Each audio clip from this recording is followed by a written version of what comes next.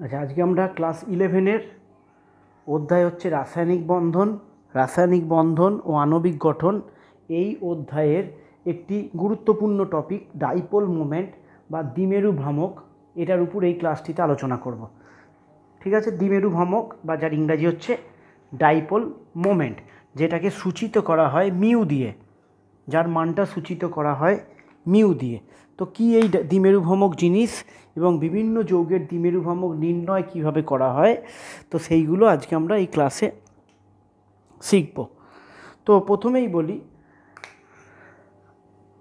আমরা যদি ধরে নিই H2 একটা অণু বা Cl2, এটা হচ্ছে একটা অণু। Cl2 অণুর মধ্যে কি আছে, একটা Cl-এর সঙ্গে আর একটা Cl-এর একটি সমযোজী বন্ধন আছে এবং এই বন্ধনের একটা বন্ধনে, যে কোনো বন্ধনে কটা করে ইলেকট্রন থাকে? দুটো। একটা সমযোজী বন্ধনে ইলেকট্রনের সংখ্যা হচ্ছে দুটো করে। এই দুটো ইলেকট্রনের মধ্যে একটা ইলেকট্রন এ দেয় আর একটা ইলেকট্রন এ দেয়, মানে Cl2 অণুর গঠনটা কীরূপ হয়? Cl পরমাণুতে বহিস্থ-কক্ষে কটা ইলেকট্রন থাকে? 7টা। অপর ক্লোরিন পরমাণুতেও কটা ইলেকট্রন থাকে? 7টা। তাহলে এরা দুজন পরস্পর কী করে? সমযোজী বন্ধনের মাধ্যমে Cl2 অণুটা গঠন করে।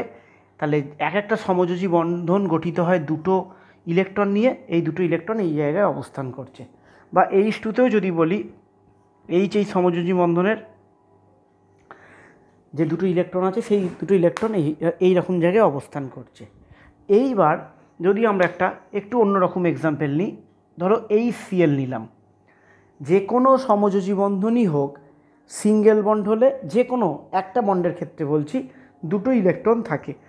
তাহলে এখানে দুটো ইলেকট্রন এইরূপ আছে, কিন্তু না, এখানে দুটো ইলেকট্রন এইরূপ থাকবে না। এখানে দুটো ইলেকট্রন বন্ডের কীরকম থাকবে? এই রকম থাকবে। ঠিক আছে, তার মানে এখানে ইলেকট্রনের অবস্থানটা অরিজিনালি ভুল, এখানে অবস্থানটা ঠিক। কেন এটা ভুল আর এটা কেন ঠিক? কারণ খেয়াল করে দেখো তোমরা, যে আমি যে Cl2 অণু, হ্যাঁ, বা H2 অণুগুলো এঁকেছি, এখানে দুটো পরমাণুই কে আছে? H আছে। দুটো পরমাণু যদি H হয়, তাহলে দুজনকারই ইলেকট্রোনেগেটিভিটি কি? দুটোই তো H পরমাণু, দুটো মানুষ তো একই, দুটোই তো H পরমাণু, তাহলে দুজনকারই ইলেকট্রোনেগেটিভিটি কী হবে? সেম হবে। এখানেও দুটো Cl পরমাণু, তাহলে যেহেতু দুটো Cl পরমাণু, তাহলে এখানেও ইলেকট্রোনেগেটিভিটি কী হচ্ছে? দুটো Cl পরমাণু, দুটো একই পরমাণু, ইলেকট্রোনেগেটিভিটি সেম।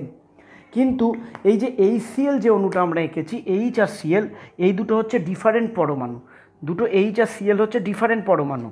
তাই যখন দুটো ডিফারেন্ট পরমাণু, ভিন্ন পরমাণু দিয়ে একটা বন্ধন গঠিত হবে, তখন নিশ্চয়ই, যেহেতু পরমাণুগুলো ডিফারেন্ট, তাই দুজনকার ইলেকট্রোনেগেটিভিটি নিশ্চয়ই সমান হবে না। এখানে আমরা কি জানি? এখানে আমরা জানি Cl is more electronegative than hydrogen. ক্লোরিনের ইলেকট্রোনেগেটিভিটি হাইড্রোজেনের থেকে বেশি। আর ইলেকট্রোনেগেটিভিটি ধর্মটা কি? ইলেকট্রোনেগেটিভিটি ধর্মটা হচ্ছে যে বন্ধন ইলেকট্রন জোড়কে নিজের দিকে টেনে রাখার ক্ষমতাটাই হচ্ছে ইলেকট্রোনেগেটিভিটি। তাই এখানে যেহেতু হাইড্রোজেন আর ক্লোরিনের মধ্যে ক্লোরিনটা বেশি ইলেকট্রোনেগেটিভ, তাই ক্লোরিন কি করবে? এই বন্ধন ইলেকট্রন জোড়গুলো সাধারণত মাঝখানেই অবস্থান করে, কিন্তু যেহেতু ক্লোরিন মোর ইলেকট্রোনেগেটিভ, তাই এটা টুয়ার্ডস কোন দিকে চলে যাবে? ক্লোরিনের দিকে চেপে থাকবে। ঠিক আছে, তাই এখানে এবার খেয়াল করে দেখো, ইলেকট্রনের মুভমেন্টটা কোন দিকে হলো? ইলেকট্রনের মুভমেন্টটা হলো ক্লোরিনের দিকে। আর আমরা এইভাবে এটাকে কেটে দিই, মানে তীর চিহ্নটাকে এইভাবে একটা দাগ দিয়ে দিই। ঠিক আছে, তো এখানে আমরা বলবো যে এই যৌগের দ্বিমেরু ভ্রামক বা ডাইপোল মোমেন্ট, এই ইলেকট্রনের যে সরণ হচ্ছে ক্লোরিনের দিকে, তাই এক্ষেত্রে দ্বিমেরু ভ্রামক বা ডাইপোল মোমেন্টের দিকটা হবে টুয়ার্ডস ক্লোরিন, ভেক্টরের মতো টুয়ার্ডস ক্লোরিন। ঠিক আছে, তো এবার চলে যাই দ্বিমেরু ভ্রামক জিনিসটা কি। তো আমরা বলবো যে এই যে ইলেকট্রনের যে মুভমেন্ট, হ্যাঁ, দ্বিমেরু ভ্রামকের একটা ফিক্সড সংজ্ঞা আছে, যেটা থেকে তার মান বার করা যায়। কিন্তু জিনিসটা একটু বুঝতে হবে যে দ্বিমেরু ভ্রামক জিনিসটা কি। দ্বিমেরু ভ্রামক জিনিসটা হচ্ছে এই যে ইলেকট্রনের মুভমেন্ট, এই মুভমেন্টটা থেকে সৃষ্টি হচ্ছে, এটাকে আমরা বলতে পারি বন্ধন ভ্রামক, বা এটাকে দ্বিমেরু ভ্রামকও বলতে পারি এর ক্ষেত্রে। তার মানে এই যে ইলেকট্রনের মুভমেন্ট, এটাই হচ্ছে আমাদের এখানে দ্বিমেরু ভ্রামক। তার মানে এদের ক্ষেত্রে দ্বিমেরু ভ্রামকের মান কত হবে? জিরো হবে। কেন? কারণ যখন দুটো সেম পরমাণু হয়ে যাচ্ছে তখন দুটো পরমাণুর ইলেকট্রোনেগেটিভিটি সেম হওয়ার জন্য এও টানবে না এও টানবে না, ও মাঝখানে অবস্থান করবে। তো ইলেকট্রনের যেখানে মুভমেন্ট দেখা যাবে না সেই সমস্ত ক্ষেত্রে দ্বিমেরু ভ্রামকের মান কত হবে? জিরো হবে। যেমন বলতে পারি Cl2, যেমন বলতে পারি H2, ঠিক আছে, যেমন বলতে পারি F2। মানে যে সমস্ত অণুতে একই পরমাণু অবস্থান করছে তাদের ক্ষেত্রে দ্বিমেরু ভ্রামকের মান জিরো হবে। তাহলে দ্বিমেরু ভ্রামক জিনিসটা কি? দ্বিমেরু ভ্রামক জিনিসটা তোমরা যদি মনে রাখার মতো করে মনে রাখো, এই যে ইলেকট্রনের সরণ হচ্ছে, যে পথ বরাবর এই ইলেকট্রনের সরণ হচ্ছে, দ্বিমেরু ভ্রামকটা ঠিক সেই পথ বরাবরই কার্যকরী হবে। মানে এখানে এই Cl এর দ্বিমেরু ভ্রামকটা আমরা লিখব টুয়ার্ডস এই। আমি এখনও দ্বিমেরু ভ্রামকের মানে যাইনি, আমি আগে জাজ করছি যে কার কার দ্বিমেরু ভ্রামকের মান থাকবে আর কার কার দ্বিমেরু ভ্রামকের মান থাকবে না।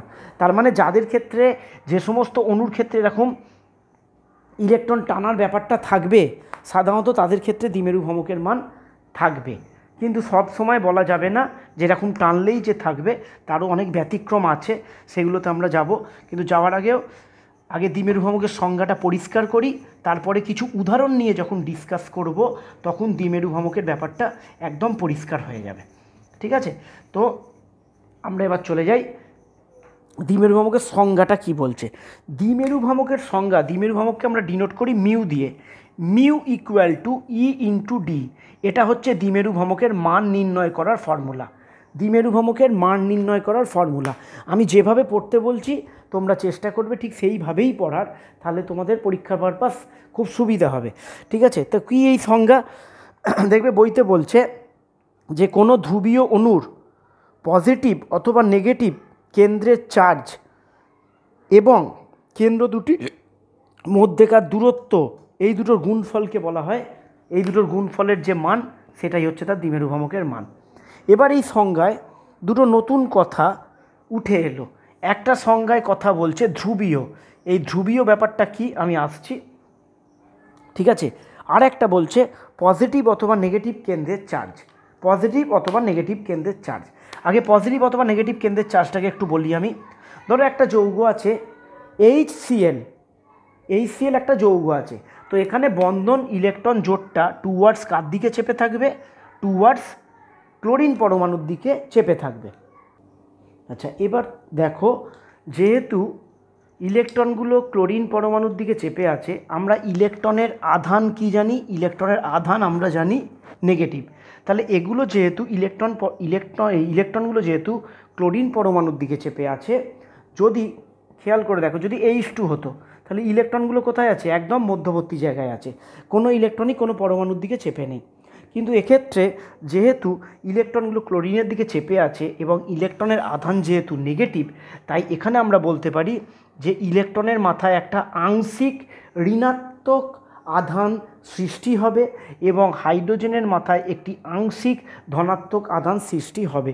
কেন সৃষ্টি হলো? আবার বলছি যে বন্ধনে HCl বন্ধনে একটা বন্ধনে ইলেকট্রন থাকে দুটো, তাহলে এই বন্ধন ইলেকট্রন জোড়গুলো যেহেতু ক্লোরিনের দিকে চেপে আছে, ক্লোরিন পুরোপুরি পায়নি, পুরোপুরি পেলে কিন্তু আমরা সেটাকে কীভাবে লিখি? পুরোপুরি ক্লোরিনের মাথায় ইলেকট্রন গেলে আমরা সেটাকে Cl মাইনাস করে দিই ডাইরেক্ট। কিন্তু এক্ষেত্রে ইলেকট্রনগুলো ক্লোরিন পরমাণুর দিকে যেহেতু চেপে আছে, তাই ক্লোরিনের কাছাকাছি যেহেতু ইলেকট্রনগুলো আছে এবং ইলেকট্রনের আধান যেহেতু ঋণাত্মক, তাই আমরা বলতে পারি যে এখানে ক্লোরিনটা পরমাণুটাকে ঘিরে একটা পার্সিয়াল, একটা আংশিক ঋণাত্মক আধান গ্রো করছে, তাই এটাকে একটা মাইনাস দিলাম। কিন্তু খেয়াল করে দেখবে আমরা এখানে ছোট ডেল্টা চিহ্ন ব্যবহার করেছি। ছোট ডেল্টা চিহ্ন মানে একটা আংশিক অল্প পরিমাণ ঋণাত্মক আধান ক্লোরিন পরমাণুর মাথায় এসে জড়ো হলো, এবং যেহেতু এই ক্লোরিনের দিকে ইলেকট্রনগুলো চেপে গেছে, তার মানে যেহেতু ঋণাত্মকগুলো হাইড্রোজেনের দিক থেকে দূরে চলে গেছে, তাই হাইড্রোজেনের মাথায় একটা আংশিক ধনাত্মক আধান গ্রো করলো। বোঝা গেল? এই যে ঋণাত্মকগুলো চলে গেছে ক্লোরিনের দিকে, তাহলে ক্লোরিনগুলোর আংশিক ঋণাত্মক হয়ে গেলে এইটা কি হয়ে যাবে? আংশিক ধনাত্মক। তো এই দুরকম চার্জ এখানে জেনারেট করবে।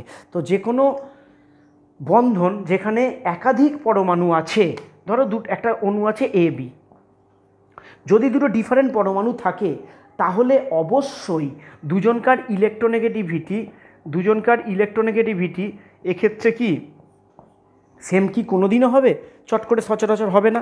তো ইলেকট্রোনেগেটিভিটির যদি ডিফারেন্স থাকে তাহলে হয় এর ইলেকট্রোনেগেটিভিটি বেশি, নয় এর ইলেকট্রোনেগেটিভিটি বেশি।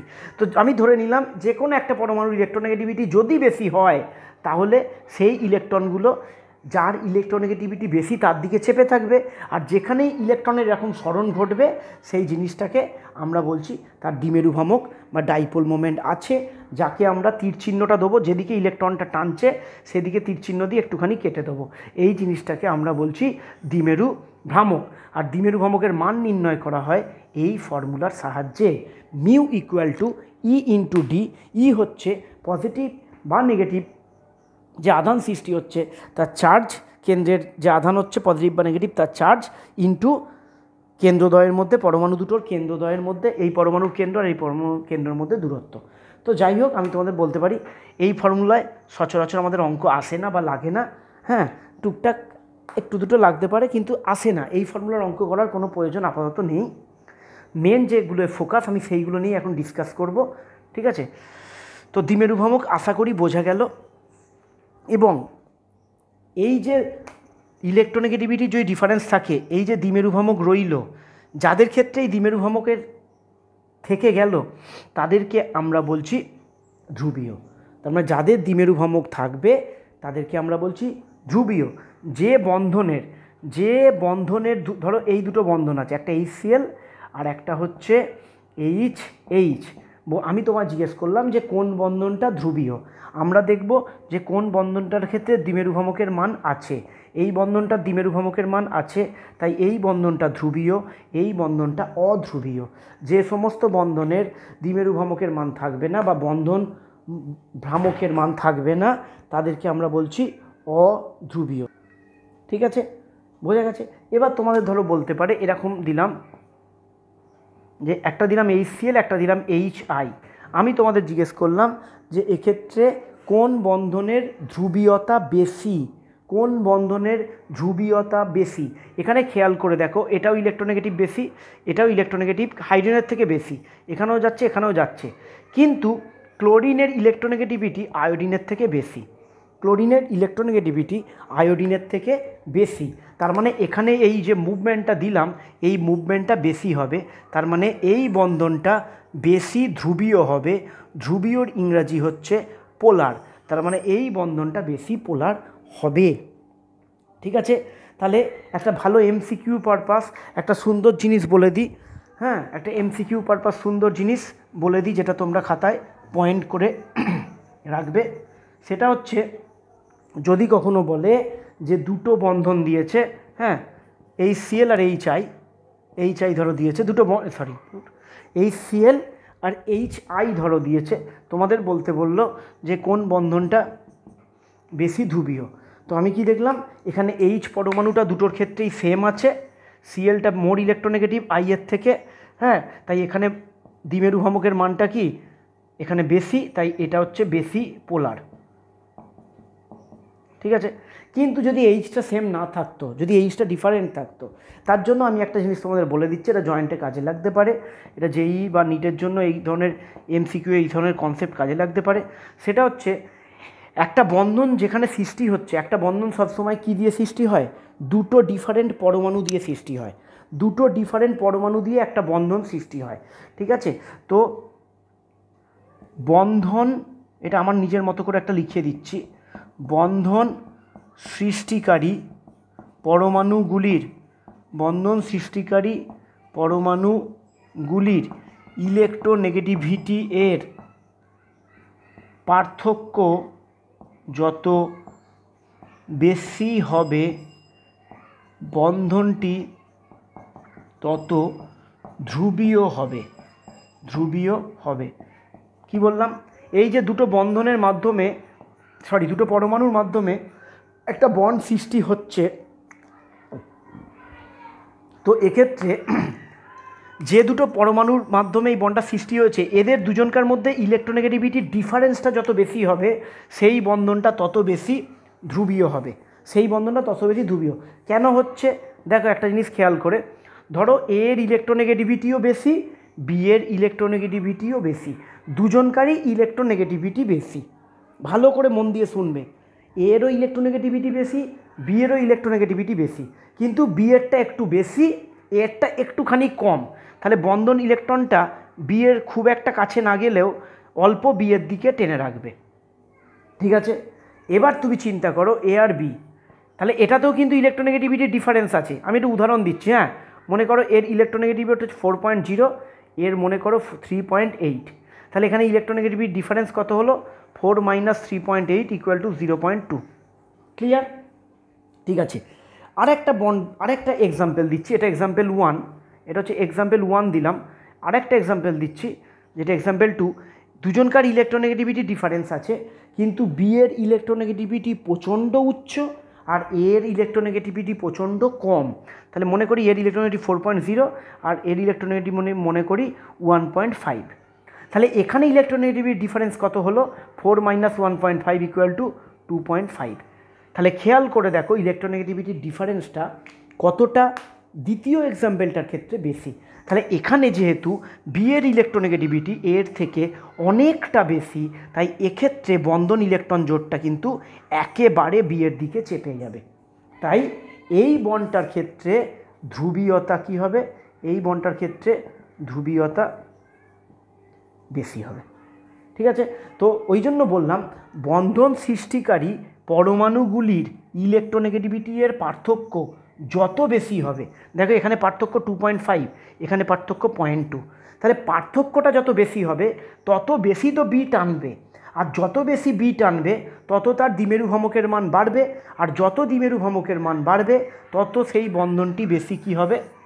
ধ্রুবীয় হবে। ঠিক আছে, পরিষ্কার বোঝা গেছে? তো আমরা বিচার করতে পারবো যে 3টে 4টে তোমাদের যদি বন্ধন দিয়ে দেয় কোনটা বেশি ধ্রুবীয় কোনটা কম ধ্রুবীয়, আশা করি তোমরা বিচার করতে পারবে। আচ্ছা, এবার আমরা চলে যাব কিসে? মিউ। আমি কি বলছি ভালো করে মন দিয়ে একটু শুনবে। মিউ = E × D, কিন্তু আমি বলছি যে মিউ এর মান যদি বার করতে হয় তাহলে ওই চার্জটা ডিস্টেন্সটা দিয়ে দেবে, মানটা বার করতে হবে। কিন্তু আমাদের মান বার করার কোনো প্রয়োজন এখানে নেই। তাহলে কিসের প্রয়োজন সেইটার উপর একটু ফোকাস করে আমাদের এবার দেখতে হবে। এই যে মিউ এর মান, দেখো মিউ এর মান দু রকম হতে পারে। মিউ এর মান দু রকম এক্ষেত্রে হতে পারে। একটা হতে পারে মিউ এর মান > 0, আর একটা হতে পারে মিউ এর মান =0। এই দুটো কেস অ্যারাইজ করতে পারে। তোমাদের মধ্যে হতে পারে যে স্যার আধানটা যদি নেগেটিভ হয়, এটা হচ্ছে আধানের মান, ধরো কোনো কারোর আধানটা নেগেটিভ, আমি মানটা বসাবো, তাহলে এটা পজিটিভ এটা পজিটিভ, দুটোর গুণফল সবসময় কী হবে? হয় ধনাত্মক হবে, তাহলে 0 হতে পারে যদি ডিটা 0 হয়। তো যাই হোক, মিউ এর মান যদি 0 হয় তাহলে সেই সমস্ত বন্ডকে বা সেই সমস্ত অণুকে বা সেই সমস্ত যৌগকে আমরা অধ্রুবীয় বা নন পোলার বলবো। আর মিউ এর মান যদি > 0 হয় তাহলে সেই সমস্ত যৌগকে আমরা ধ্রুবীয় বলবো বা পোলার যৌগ বলবো। বোঝা গেছে? তো আমায় এবার শিখতে হবে যে স্যার কোন কোন যৌগের ক্ষেত্রে মিউটা > 0 আর কোন কোন যৌগের ক্ষেত্রে মিউটা =0। আমি এতক্ষণ তোমাদের তাহলে কী পড়ালাম? যে কোনো বন্ডের ক্ষেত্রে দ্বিমেরু ভ্রামক থাকছে কি না। যদি ইলেকট্রোনেগেটিভিটি ডিফারেন্স হয় তাহলে যার ইলেকট্রোনেগেটিভিটি বেশি তার দিকে ইলেকট্রনগুলোর সরণ ঘটবে এবং তার একটা দ্বিমেরু ভ্রামকের মান থাকবে। যেমন ধরো দ্বিমেরু ভ্রামকের মান কার থাকবে না? এই বন্ডটার দ্বিমেরু ভ্রামকের মান থাকবে না। তার মানে দুদিকে যদি টানটা সমান হয়ে যায়, এদিকেও দেখো না বন্ধন ইলেকট্রন জোটটা মাঝে আছে, এদিকেও এইচ যদি টানে তাহলে এদিকেও তো এইচ টানছে, দুটো তো একই লোক, তাহলে দুজন যদি সমশক্তি সম্পন্ন লোক টানে তাহলে তার দ্বিমেরু ভ্রামকের মান কি থাকবে না। কিন্তু এতক্ষণ আমরা যেগুলো পড়িয়েছি সেগুলো সবই তোমাদের এই বন্ড ওরিয়েন্টিং পড়িয়েছি, বন্ড এক একটা বন্ধনের। এবার আমরা চলে যাব যে এক একটা যৌগের দ্বিমেরু ভ্রামকের মান কীরকম হয়। এগুলো বন্ডেরটা না জানলে আমরা সত্যি কথা যৌগেরটা বার করতে পারবো না। ওই জন্য এবার আমরা চলে যাব যে যৌগের দ্বিমেরু ভ্রামকের মান কী হয়। তাহলে দ্বিমেরু ভ্রামক জিনিসটা কি বোঝা গেল? দ্বিমেরু ভ্রামক হচ্ছে ইলেকট্রনের সরণটা যেদিকে থাকবে সেইটা হচ্ছে দ্বিমেরু ভ্রামক, সেই জিনিসটাকে বলছি আমরা দ্বিমেরু ভ্রামক। ওই ওর দিকে মুখ করে ইলেকট্রনটা যেদিকে টানছে সেদিকে মুখ করে যে যাচ্ছে ইলেকট্রনের যে সরণ সেটাকে আমরা বুঝি দ্বিমেরু ভ্রামক। তার মান বার করে আমি দেখিয়ে দিলাম mu equal two into D. কিন্তু এখানে আমার মোটেই এসেন্সিয়াল নয়, আমাকে দুটো জিনিস বিচার করতে হবে, whether mu equal two 0 or mu greater than 0। এই দুটো আমি কি করে বিচার করব সেটাই হচ্ছে এবার আমার বাকি ক্লাসের বিষয়বস্তু। মিউটা 0 হবে না মিউ এর মান থাকবে, কত থাকবে আমার দেখার দরকার নেই, মিউ এর মান কত হবে আমার সেই বিষয়ে বিন্দুমাত্র ইন্টারেস্ট নেই, কিন্তু মিউ এর মান থাকবে কি থাকবে না এটার বিষয়ে আমার ইন্টারেস্ট। তোমাদের কটা জিনিস বলে দিই, বেশিরভাগ ছাত্রছাত্রীরাই জানে। Fluorine, chlorine, bromine, oxygen, nitrogen ইত্যাদি মৌলগুলো এরা কিন্তু এদের ইলেকট্রোনেগেটিভিটি কিন্তু হাই, এটা একটু মনে রেখো তোমরা যারা জানো না। আর যারা জানে মোটামুটি কার ইলেকট্রোনেগেটিভিটি বেশি তাদের তো কোনো প্রবলেম হবে না। আচ্ছা, আমি এবার চলে যাই একটা কয়টা যৌগ নিয়ে এবার আলোচনা করব যে আমরা যৌগের দ্বিমেরু ভ্রামক কী করে বার করব। যৌগের দ্বিমেরু ভ্রামক আমি প্রথমেই চলে যাচ্ছি CO2 কার্বন ডাইঅক্সাইডে। কার্বন ডাইঅক্সাইড তাহলে প্রথমেই আমাদের জানতে হবে, এই চ্যাপ্টারের আগের টপিকে পাবে তোমরা, যে কার্বন ডাইঅক্সাইড গঠনটা কীরকম। কার্বন ডাইঅক্সাইডের গঠনটা হয় লিনিয়ার, মানে সরল রৈখিক, সরল রৈখিক। এবং কার্বন ডাইঅক্সাইডের এখানে সংকরায়ন হচ্ছে sp। sp কার্বন ডাইঅক্সাইডের কার্বনের সংকরায়ন হচ্ছে sp। যে সমস্ত যৌগে, এই যৌগটায় আমরা কার্বনকে আমরা বলবো কেন্দ্রীয় পরমাণু, এই যৌগটায় আমরা কার্বনকে বলবো কেন্দ্রীয় পরমাণু, মানে এই যৌগটা কার্বনকে কেন্দ্র করে দেখো গঠিত হয়েছে, তাই এই যৌগে কার্বনকে আমরা বলবো কেন্দ্রীয় পরমাণু। কেন্দ্রীয় পরমাণুর সংকরায়ন সবসময় বার করতে হয়, কেন্দ্রীয় পরমাণুর সংকরায়ন হচ্ছে sp। এখানে কেন্দ্রীয় পরমাণুর সংকরায়ন হচ্ছে sp। যে সমস্ত যৌগে কেন্দ্রীয় পরমাণুর সংকরায়ন, যে কোনো যৌগে যদি কেন্দ্রীয় পরমাণুর সংকরায়ন sp হয় তাহলে সেই যৌগটি অতি অবশ্যই সরল রৈখিক প্রকৃতির হয়। তো এত কিছু না জেনেও যদি কেউ কার্বন ডাইঅক্সাইডের গঠনটা জানো তাহলেই আমাদের কাজ হয়ে যাবে যে কার্বন ডাইঅক্সাইড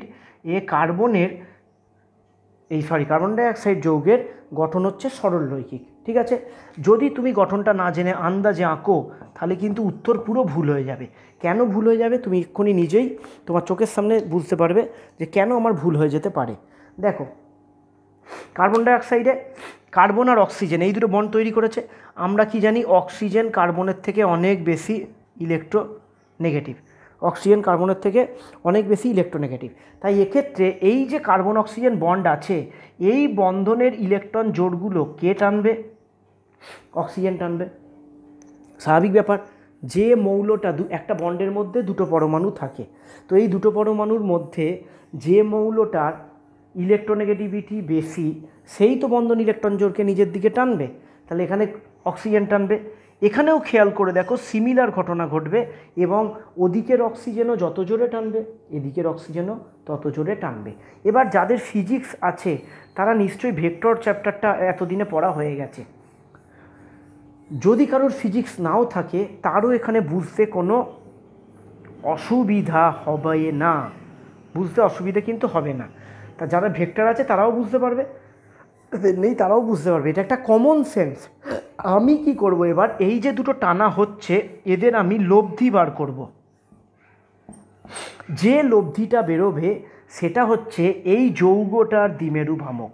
এতক্ষণ খেয়াল করে দেখো আমরা পড়ছিলাম একটা বন্ধনের দ্বিমেরু ভ্রামক, একটা বন্ধনের দ্বিমেরু ভ্রামক। তো এটা যদি চাপা দিই CO বন্ধনের দ্বিমেরু ভ্রামক কিন্তু অক্সিজেনের দিকে চেপে থাকবে এবং তার একটা মান থাকবে। আবার এই CO বন্ধনের কিন্তু দ্বিমেরু ভ্রামক এই অক্সিজেনের দিকে চেপে থাকবে এবং একটা তার মান থাকবে। কিন্তু ওভারঅল যখন আমরা যৌগটার ক্ষেত্রে কনসিডার করব তখন দেখা যাবে CO2 এর দ্বিমেরু ভ্রামকের মান 0 হয়ে যাবে। কেন হয়ে যাবে? খালি চোখে দেখেও তোমরাও বুঝতে পারছো, এদিকে এই অক্সিজেনটা যত জোরে টানছে এদিকেও এই অক্সিজেনটা ঠিক একই জোরে টানছে। তাই ওভারঅল এদের দুজনকার ওভারঅল যে লব্ধি সেই লব্ধিটাকে বলছি এই কার্বন ডাইঅক্সাইডের দ্বিমেরু ভ্রামক। মানে কোনো অণু বা কোনো যৌগের ক্ষেত্রে আমরা সবসময় দেখব যে সেই যৌগটার বিভিন্ন রকম বন্ডের দ্বিমেরু ভ্রামকের মান থাকবে, তো সেই বিভিন্ন বন্ডের দ্বিমেরু ভ্রামকের মানের যে লব্ধিটা হবে সেই লব্ধির মানটা দিয়ে আমি দেখব যে সেই লব্ধিগুলো কি পরস্পর নিজেদেরকে ক্যান্সেল করে দিচ্ছে নাকি ক্যান্সেল করতে পারছে না। যদি ক্যান্সেল করে দেয় তাহলে তার দ্বিমেরু ভ্রামকের মান কত হয়ে যাবে? 0 হয়ে যাবে। ঠিক আছে, তো খেয়াল করে দেখো CO2 বা কার্বন ডাই অক্সাইড এমন একটা যৌগ যে যৌগে কিন্তু আমরা এখানে বলতে পারি না যে এই যৌগটা Cl2-র মতো। দেখো Cl2-তে কি দুটোই Cl পরমাণু ছিল, কিন্তু এখানে ডিফারেন্ট পরমাণু থাকা সত্ত্বেও এর দ্বিমেরু ভ্রামকের মান 0 হচ্ছে। অবশ্যই বইটা খুঁটিয়ে পড়বে এবং কোশ্চেন অ্যান্সার বই থেকেই লেখার চেষ্টা করবে। বইতে দেখবে এই ভাষাগুলো ইউজ করা থাকবে যে কার্বন ডাইঅক্সাইডের গঠনটা ওরা সরলরৈখিক অবশ্যই বলে দেবে এবং বলবে এক্ষেত্রে একটি সি এর সঙ্গে ও এর যে বন্ধন ভ্রামক সেটি অপরটিকে প্রশমিত করে দিচ্ছে, মানে ক্যান্সেল করে দিচ্ছে। অবশ্যই বইয়ের ভাষা পড়ে বইয়ের ভাষা ইউজ করে কোশ্চেন অ্যান্সার লিখবে। কিন্তু আমি তবু বলে দিচ্ছি এখানে মোদ্দা কথা হচ্ছে এক্ষেত্রে একটি সি ডবল বন্ড ও এর বন্ধন ভ্রামকটা অন্যজনকে প্রশমিত করে দেওয়ার ফলে ওভারঅল CO2 এর দ্বিমেরু ভ্রামকের মান 0 হচ্ছে। আশা করি CO2 এর দ্বিমেরু ভ্রামক নিয়ে কারুর কোনো রকম অসুবিধে থাকার কথা নয়। ঠিক আছে, এরকম আমি অনেক কটা যৌগ আজকে আলোচনা করব। যে কটা আলোচনা করছি তোমরা মনে রাখবে প্রত্যেক কটাই কিন্তু পরীক্ষায় আসার মতো, প্রত্যেক কটাই পরীক্ষায় আসার মতো যৌগ নিয়ে আমি আলোচনা করছি। ঠিক আছে, এই গেল CO2। আচ্ছা, CO2-র পরে আমরা যদি চলে যাই, ধরো আমরা চলে গেলাম SO2-এ। SO2 তোমার মনে হবে স্যার CO2 আর SO2 এদের দুজনকে তো একই দেখতে, তাহলে তো একই হবে, এরও 0 হবে স্যার। কিন্তু না, 0 হবে না। কেন? ওই যে বললাম এর আগে দেখবে টপিক আছে, গঠন নিয়ে দেখবে টপিক আলোচনা করা আছে বইতে। তো যদি একটুখানি বইটা নেড়ে ঘেটে দেখে নাও, SO2 এর গঠনটা হচ্ছে এই টাইপের এবং অক্সিজেন এবং সালফারের মধ্যে অক্সিজেন এর ইলেকট্রোনেগেটিভিটি কি বেশি। তো এক্ষেত্রে কি হবে, এই বন্ধন ভ্রামকটা এদিকে কাজ করবে, এইটা এদিকে কাজ করবে। এর গঠনটা এইরকম। এটা কিন্তু অসমযোজী বন্ধন, এটা কিন্তু দ্বিমেরু ভ্রামক নয়। এই ওপরেরটা দিয়ে আমি দ্বিমেরু ভ্রামকটা বোঝালাম। তো যাই হোক, এবং এখানে নিঃসঙ্গ ইলেকট্রন জোড় আছে। আরেকটা কথা বলে রাখি তোমাদের, কোনো যৌগে যদি নিঃসঙ্গ ইলেকট্রন জোড় থাকে তার জন্যও কিন্তু একটা ভ্রামক কাজ করে, মানে নিঃসঙ্গ ইলেকট্রনটা যেদিকে বসে থাকবে সেদিকেও যেন একটা টান কাজ করবে, সেটাকেও ধরতে হবে। এবার তোমরা খালি চোখে দেখে বলো যে CO2-র ক্ষেত্রে যে জিনিসটা দেখতে পেয়েছিলে খালি চোখে যে দুজনকারই টানটা সমান, এখানে কি আমরা বলতে পারবো যে সব, দেখো না এইটা, এই যে এদিকে আছে আর এই দিকে আছে, এদের দুজনকার যদি লব্ধি করি তাহলে এই লব্ধিটা মাঝখান দিয়ে যাবে না? দুটো ভেক্টরের যদি লব্ধি করি, বা যারা ফিজিক্স পড়োনি তাদেরও বলছি, তুমি ধরো এদিক দিয়েও টানছো ওদিক দিয়েও টানছো, তাহলে অরিজিনাল টানটা কিন্তু মাঝখান দিয়ে যাচ্ছে। তাহলে তোমরাই এবার খালি চোখে দেখে বিচার করো এই টান, এই লব্ধি আর এইটা দুটো কি এক জিনিস না আলাদা জিনিস? দুটো আলাদা জিনিস। তাহলে দুটো যদি আলাদা জিনিস হয় তাহলে কোনো একটা বেশি হবে, কোনো একটা কম হবে। আমার জানার দরকার নেই কোনটা বেশি কোনটা কম, কিন্তু কোনো একটা টান বেশি হবে, কোনো একটা টান কম হবে। আমি এক্সাম্পল দিচ্ছি, ধরো এই টানটা 50, এই টানটা 72, তাহলে ওভারঅল টান নিচের দিকে কত থাকবে? 22 থাকবে। কোনটা কম কোনটা বেশি সেই বিতর্কে যাচ্ছি না, সেটা মনে রাখারও প্রয়োজন নেই। কিন্তু এই দুটো যে অন্য রকম এটা তো বুঝতে পারছি। তো এইটা বুঝেই আমরা বলে দিতে পারবো যে এখানে মিউয়ের মান থাকবে। কত থাকবে আমার জানার দরকার নেই, থাকবে। যেহেতু মিউয়ের মান থাকবে তাই এই যৌগটা হচ্ছে ধ্রুবীয় যৌগ। এখানে যেহেতু মিউয়ের মান 0 তাই এই যৌগটা হচ্ছে একটা অধ্রুবীয় যৌগ। দেখো ক্লিয়ার কিনা, বোঝা গেল? তার মানে আমায় এইটা জাজ করতে হবে যে মিউয়ের মান থাকবে কি থাকবে না। যদি মিউয়ের মান থাকে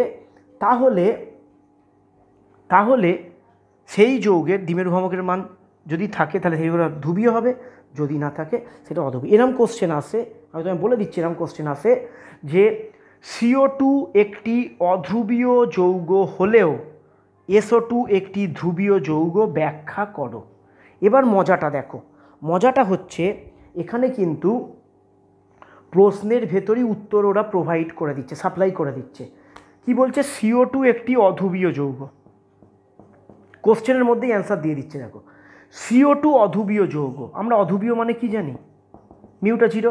তার মানে দেখো ওরা ইনডাইরেক্টলি বলে দিচ্ছে CO2 মিউ 0 এবং SO2 একটি ধ্রুবীয় যৌগ, মানে ওরা ইনডাইরেক্টলি বলে দিচ্ছে SO2 এর মিউ এর মান আছে। তো অত কিছুর উপর আমার ওরা কি বলে দিচ্ছে তার উপর ডিপেন্ড করার দরকার নেই। আমার ক্লিয়ার কাট থাকবো প্রত্যেকটা যৌগ, ছায়ার বই বলো, সাঁতরার বই বলো, দ্বিমেরু ভ্রমকের যত যৌগ আছে তোমরা চেষ্টা করবে গঠনগুলো মনে রেখে তীরগুলো বুঝে নেওয়ার, যে কোন দিকে কার তীর আছে এবং মিউটা 0 হচ্ছে সেটা তুমি বুঝতে পারছো কি পারছো না, সেটার উপর ডিপেন্ড করে তোমাদের দেখে নিতে হবে। তাহলে তোমাদের একটা কি আইডিয়া এলো যে স্যার তার মানে সরল রৈখিক যদি কোনো যৌগ হয় তাহলে কি তার দ্বিমেরু ভ্রমক 0ই হবে, এরকম একটা আইডিয়া এলো তোমাদের মনের মধ্যে। আমি তোমাদের বলছি যে না, সরল রৈখিক ছাড়াও 0 হতে পারে। ইম্পর্টেন্ট, তাহলে একটা করালাম CO2, দুটো করালাম SO2, এই SO2। 3 নম্বর চলে যাচ্ছি বোরন টাইফ্লোরাইড BF3। একটাও কিন্তু আনইম্পর্টেন্ট নয়, প্রত্যেকটা ইম্পর্টেন্ট। BF3 তোমাদের দেখে মনে হবে যে BF3 স্যার BF3 দ্বিমেরু ভ্রমকের মান থাকবে। এই তো BF3টাকে স্যার NH3 মতো দেখতে, কী এমন ব্যাপার আছে এটা, এই তো থাকবে, এই তো থাকছে, ক্যান্সেল হচ্ছে না তো। কিন্তু না, আমি প্রথমেই বলেছি গঠন মাস্ট, গঠন ছাড়া তুমি একটা পাও ফেলতে পারবে না। বইতে আগে গঠন আছে, গঠনগুলোকে মুখস্থ করে রাখবে দরকার হলে। BF3 গঠন হচ্ছে BF3 গঠন হচ্ছে ত্রিকোণীয় সমতলীয়, ত্রিকোণীয় সমতলীয়, ঠিক আছে। এখানে এর সংকরায়ন তোমরা ইচ্ছে করলে বার করে দেখতে পারো, এর সংকরায়ন এখানে sp2 টাইপের হবে, এর সংকরায়ন হবে sp2 টাইপের। যারা সংকরায়ন জানো একটু দেখে নিও, সংকরায়ন না জানলেও চলবে দ্বিমেরু ভ্রমকের ক্ষেত্রে, সংকরায়নটা না এসেন্সিয়াল নয়, এর গঠনটা আমার এসেন্সিয়াল, ঠিক আছে। এই হচ্ছে BF3। এবার দেখো তোমরা এক একটা অ্যাঙ্গেল হচ্ছে 120 ডিগ্রি করে, ঠিক আছে। এবার ফ্লোরিনটা মোস্ট ইলেকট্রোনেগেটিভ, তিনটের ক্ষেত্রেই ফ্লোরিন তার নিজের দিকে ইলেকট্রন টানছে।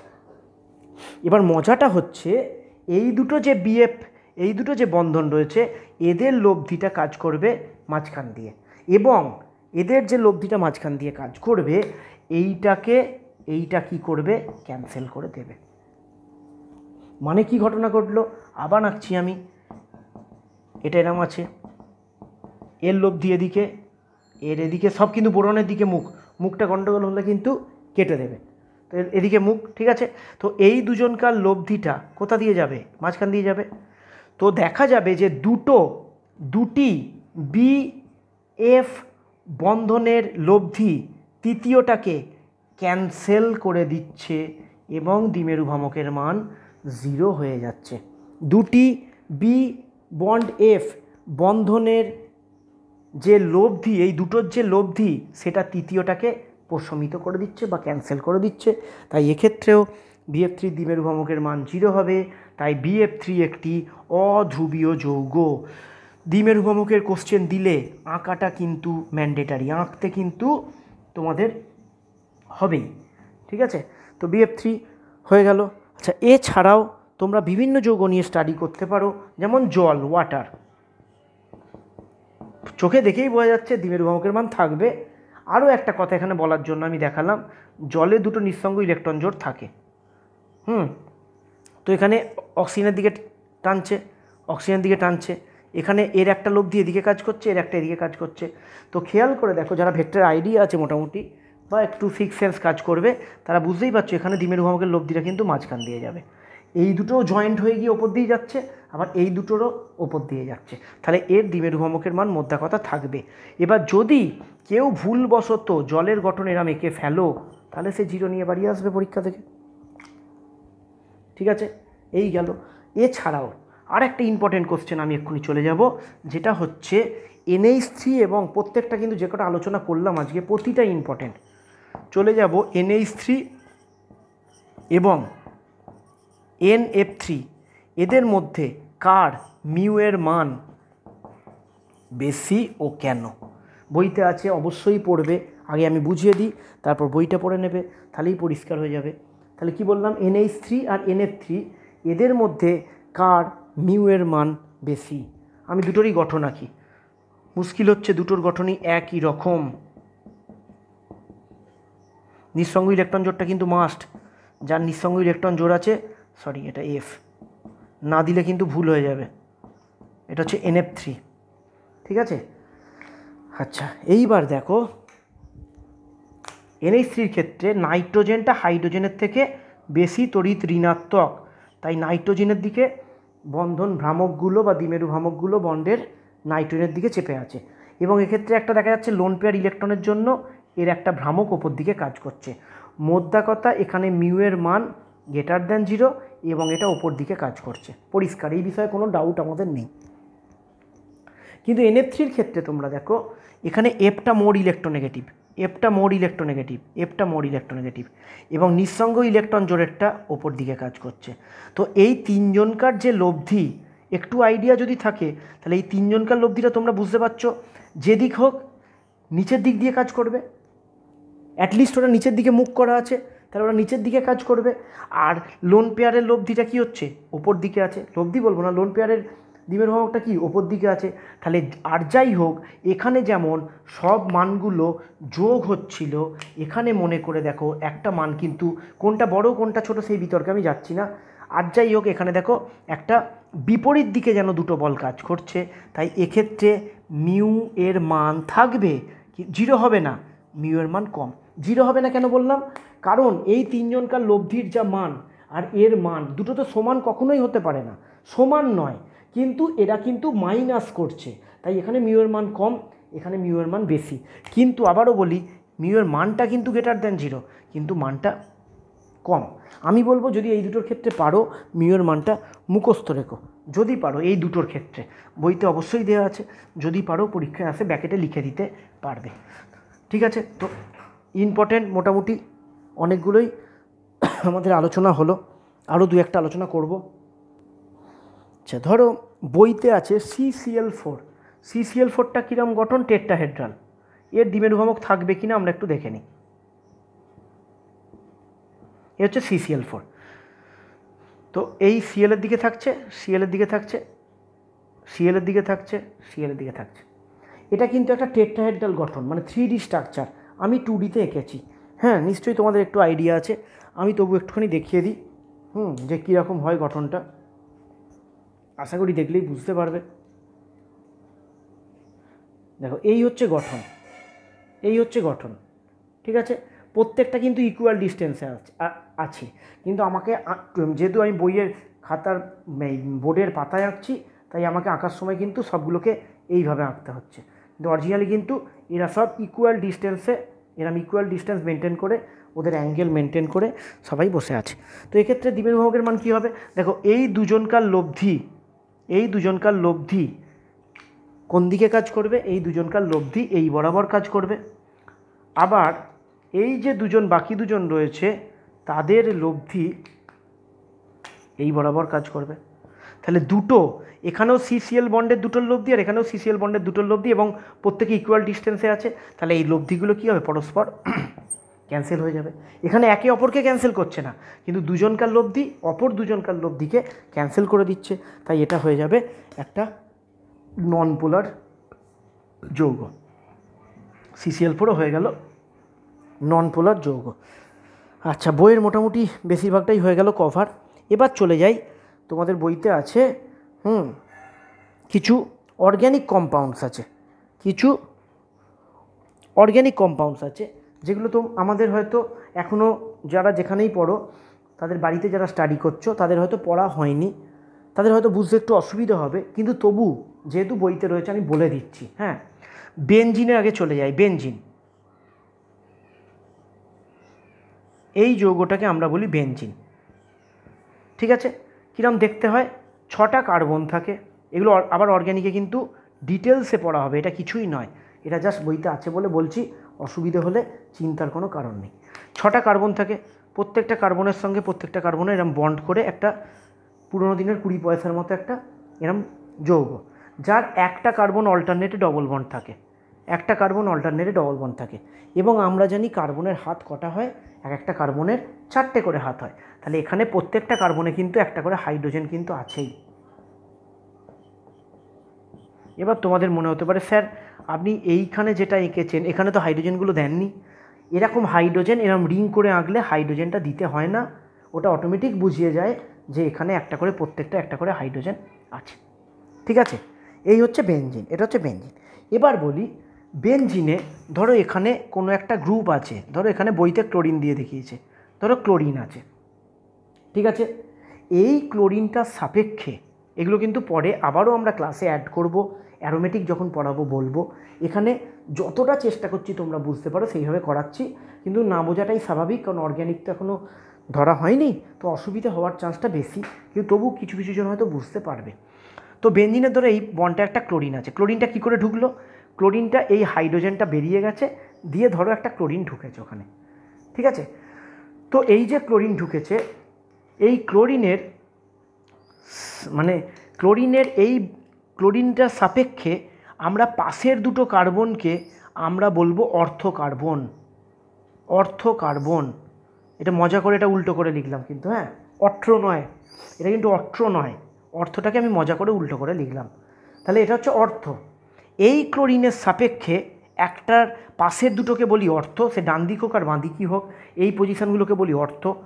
তার একটা পরের পজিশানকে আমরা বলি মেটা, এটাকে লিখলাম অ্যাটেম, মেটাটাকেই মজা করে উল্টো করে লিখলাম, ঠিক আছে। এটাও মেটা, এর সাপেক্ষে এটাও মেটা, এটাও মেটা।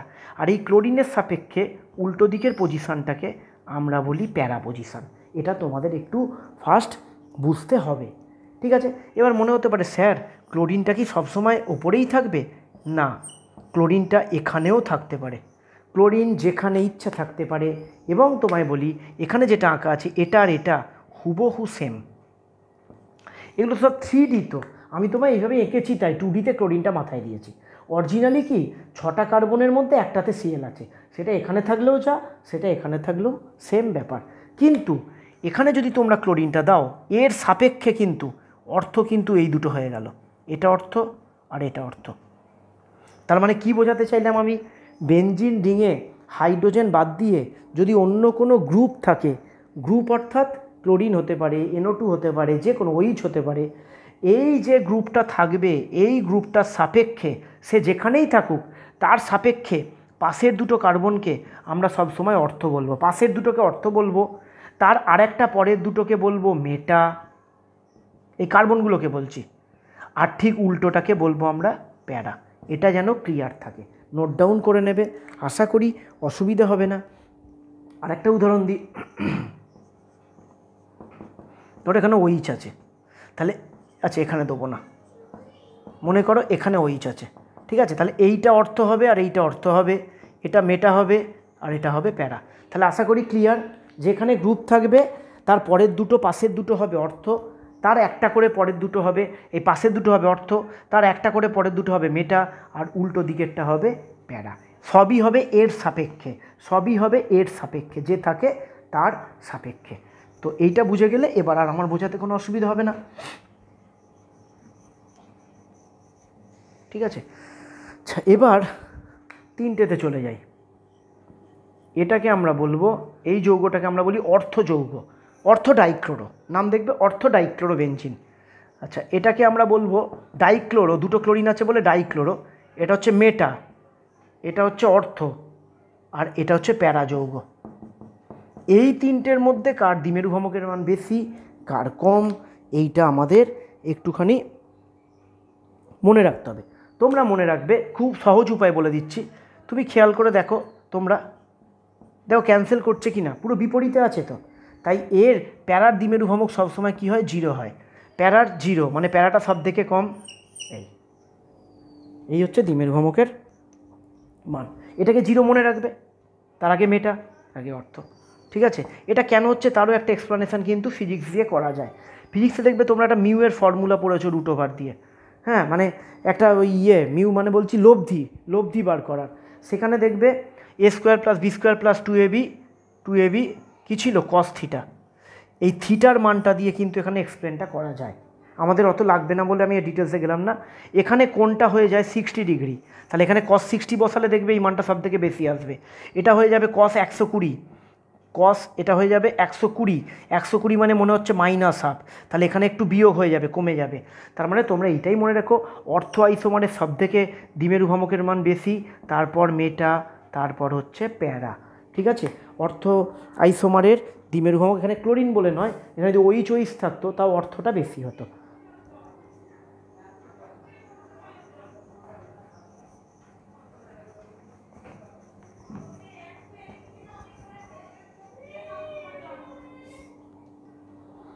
ঠিক আছে, এই একটা অর্গ্যানিকের হলো।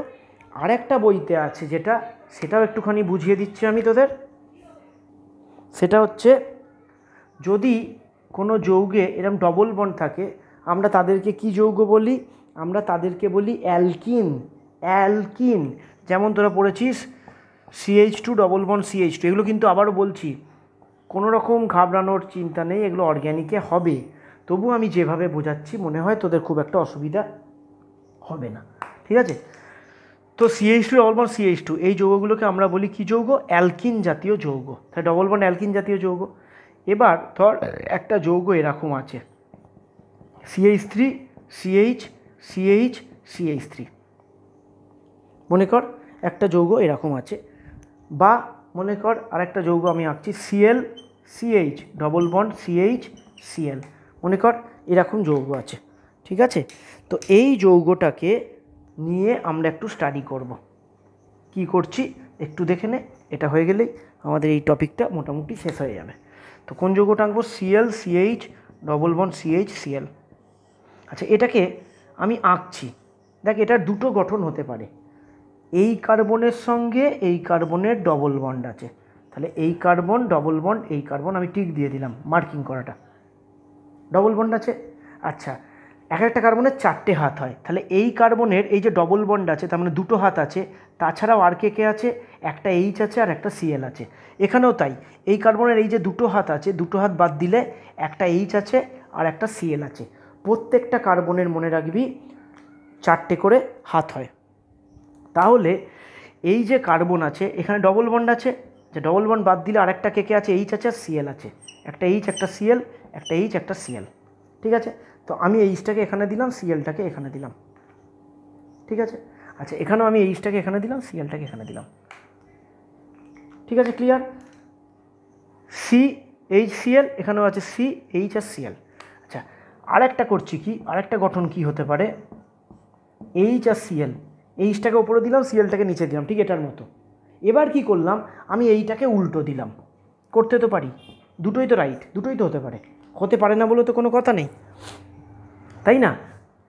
এই কার্বনের সঙ্গে HCl দিয়েছি কি না আমি? H আর Cl দিয়েছি কি না? দিয়েছি।